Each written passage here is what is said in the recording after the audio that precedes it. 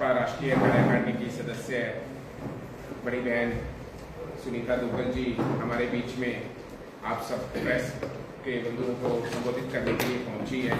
तो सबसे पहले मैं जिलाध्यक्ष जी से निवेदन करूंगा कि आप रूपा देकर मैडम का कार्यालय में पहुंचने पर स्वागत करें।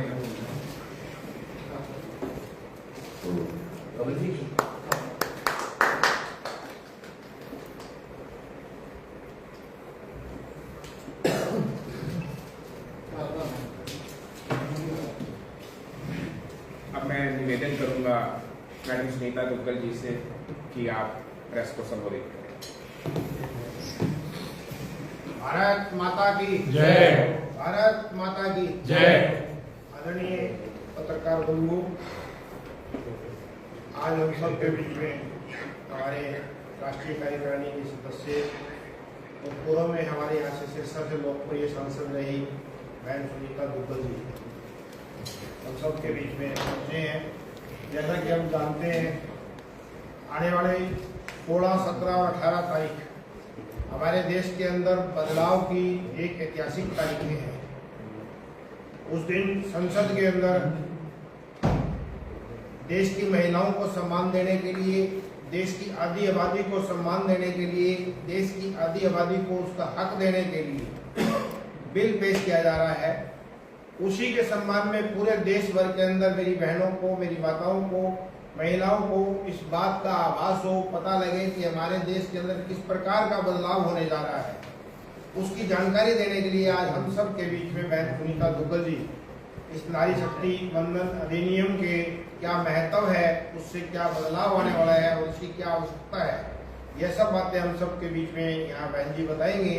मैं बहन सुनीता दुग्गल जी का आज यहाँ जिला कार्यालय में स्वागत करता हूँ। जैसा कि आप सब और हम सब जानते हैं कि पिछले दिनों जब बिहार में चुनाव थे तो बहन जी की वहाँ विशेष तौर पे ड्यूटी बिहार को जिताने के लिए लगाई गई थी और जिस प्रकार से बिहार में प्रचंड बहुमत से हमने जीत प्राप्त की थी वो हमारे सामने है। अब भी बहन जी आज सीधा कल आएंगे असम से। असम में जैसे कि चुनाव था, असम से कल ही आए हैं और असम से आने के बाद जैसे ही ये असम से दिल्ली पहुंचे, दिल्ली में आते ही इनको बताया गया कि आपकी ड्यूटी नारी शक्ति वंदन अधिनियम के तहत जागरूक करने के लिए महिलाओं को ड्यूटी लगाई गई है। बहन जी उस ड्यूटी में कल मिली है और आप सुबह उस काम के लिए निकल पड़ी है। ऐसी बहन जी की जीवितता है। इस प्रकार से बहन जी चुनावों के दौरान भी इनका एक कदम कई बार पता लगता था जी दिल्ली आए हैं और अगले दिन सुबह पता करते थे कि असम वापस चले गए हैं। तो इस प्रकार से बहन जी ने जिस प्रकार से मेहनत की, मैं बहन जी को हार्दिक आभार, धन्यवाद और साधुवाद देते हुए इनकी जो परिश्रम है उसकी प्रकाष्ठता है उसको नमस्कार और प्रणाम वंदन करते हुए मैं इनसे निवेदन करता हूँ कि आज हम सबको नारी शक्ति वंदन अधिनियम के विषय में बताएंगे।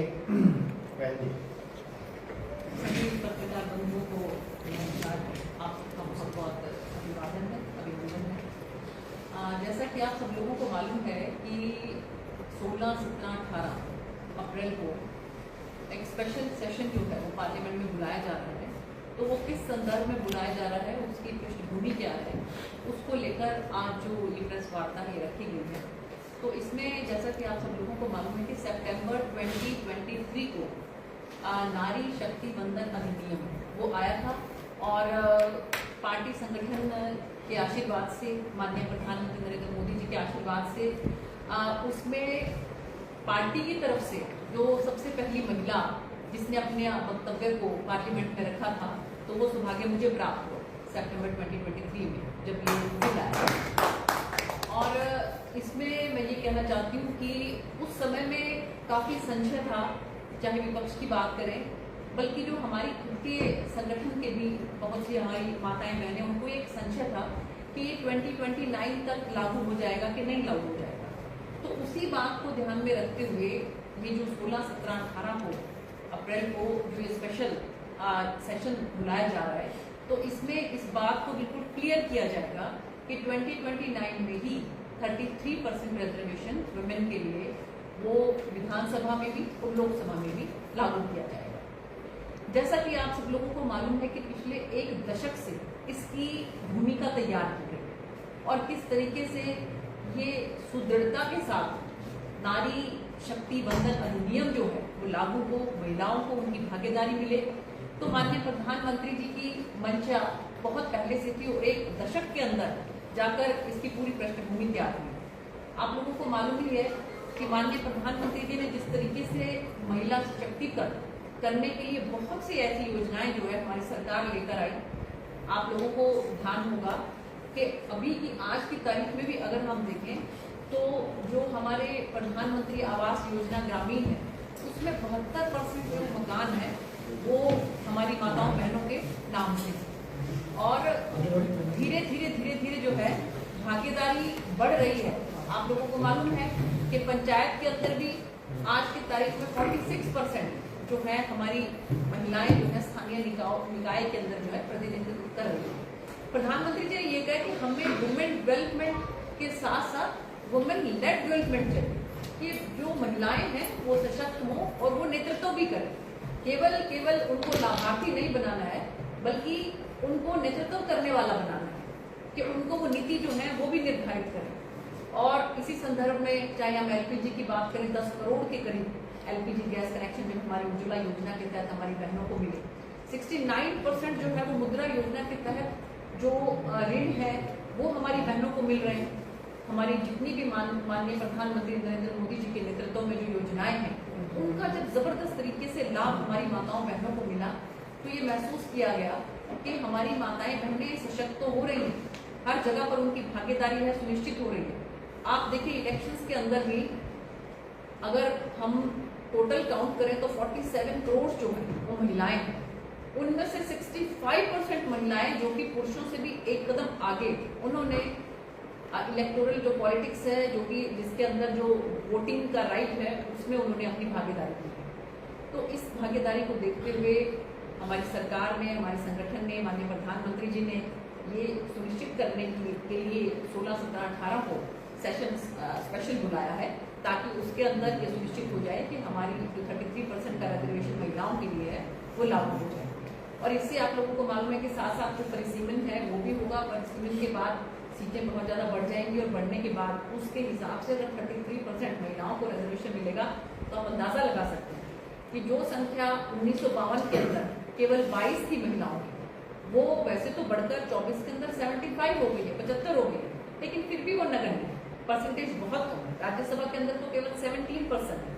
तो वो परसेंटेज जो है वो बढ़े और महिलाएं जो है वो नीति निर्धारित करें, क्योंकि महिलाएं जो है अगर उनका प्रतिनिधित्व होगा तो चाहे हम स्वास्थ्य की बात करें, चाहे हम साफ सफाई की बात करें, स्वच्छता की बात करें, चाहे हम बच्चों से रिलेटेड जो है उससे जो जुड़े हुए कानून है उसकी बात करें, महिलाओं से जुड़े हुए जो कानून है उसकी बात करें, तो उसके बहुत लाभ जो है आने वाले समय में महिलाओं को और पूरे समाज को मिलेगा।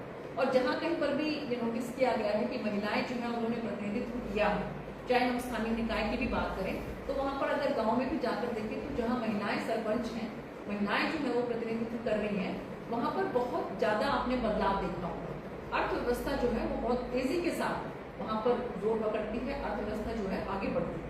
तो ये सब ध्यान में रखते हुए और जब तक महिलाएं जो है वो आर्थिक रूप से भी स्वतंत्र नहीं होगी तब तक जो है उनकी हम भागीदारी जो है उसको हम पूरा नहीं मान सकते। अगर हमें पूरे रूप से ये देखना है कि उनकी भागीदारी हो तो उनका नेतृत्व वो नीति निर्धारण में भी आगे बढ़ चढ़ कर आए, ये बहुत जरूरी है। इन सब चीज़ों को ध्यान में रखते हुए 16, 17, 18 को जो स्पेशल सेशन बुलाया जा रहा है उसके अंदर महिलाओं को 33% रिजर्वेशन का जो है वो उसको कंप्लीट रूप से पूरी रूप से उसको पास कर दिया जाएगा। और उसके बाद आने वाले 2029 के अंदर विधानसभा में भी और लोकसभा में हमारी जो माताएं बहनें हैं, हमारी जो बहनें हैं और उन सबको महिलाओं को जो है 33% आरक्षण जो है वो सुनिश्चित किया जाएगा।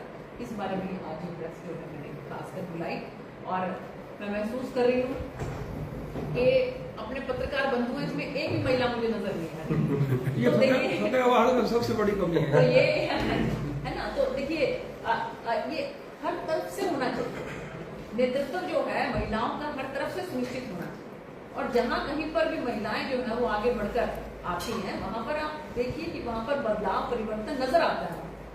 और जहाँ कहीं पर भी चाहे वो विधायिका में हो, चाहे वो स्थानीय निकाय में हो, जहाँ कहीं पर भी, और इवन चाहे आप देखिए बड़े बड़े जो हमारे जो बड़े बड़े एंटरप्रेन्योर्स हैं, जो महिलाएं जो है बिजनेस में आ रही हैं, सब बिजनेस में अगर आप देखिए तो बहुत तेज गति के साथ वहाँ पर विकास हुआ है, वहाँ पर तेज गति के साथ जो है वो अर्थव्यवस्था बदली है, आगे की तरफ बदली।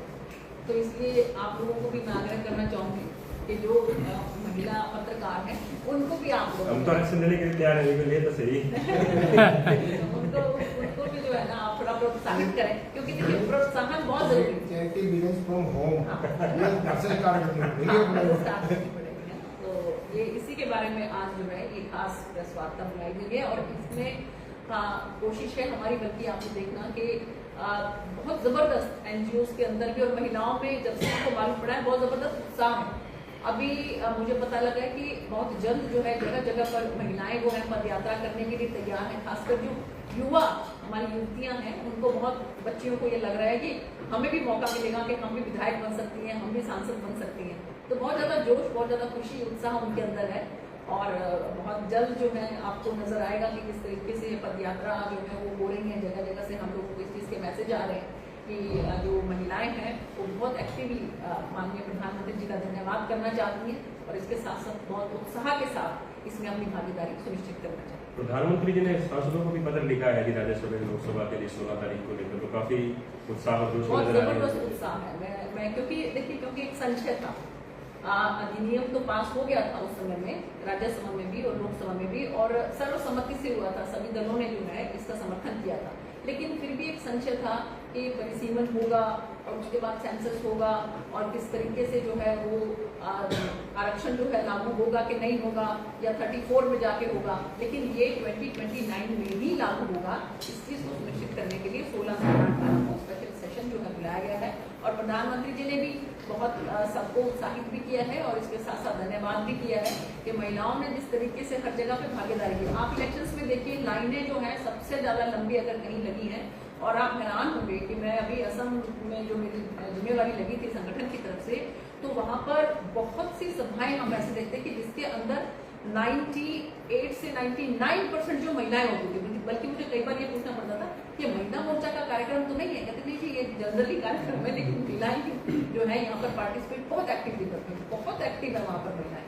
नॉर्थ ईस्ट के अंदर और असम के अंदर खासकर जो मैंने देखा बहुत एक्टिव है महिलाएं।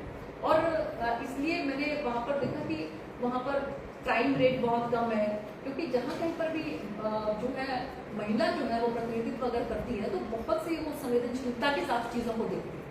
तो इसलिए हम सब बहुत बहुत धन्यवाद करते हैं माननीय प्रधानमंत्री जी का कि आपको बहुत ज़्यादा समय नहीं रहा, 26 ये चल रहे हैं, वो भी आधा चला गया समझ लो।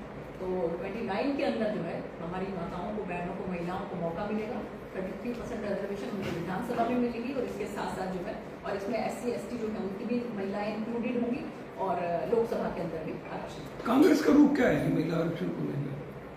देखिए कांग्रेस का रुख तो कांग्रेस बताएगी, है नहीं, ना, उनका रुख क्या है वो तो आप उनसे पूछिए। हमारा रुख आप ये देखिए कि उन लोगों ने, उनके पास मौका था लेकिन उन्होंने इस बिल को जो है लिंगर ऑन नहीं किया, उसको अच्छी तरीके से पास नहीं किया। जबकि हमारी सरकार ने सितंबर 2023 के अंदर जो है इसको पास किया और उस समय में ही एक आशा की किरण सभी हमारी महिलाओं के अंदर जागृत हो गई थी, जो कि अब अच्छे तरीके से बिल्कुल पूर्ण रूपेण जो है एक अधिनियम का रूप लेकर और अच्छे तरीके से ये लागू हो। तो उसके लिए 16, 17, 18 को ये जो है स्पेशल सेशन।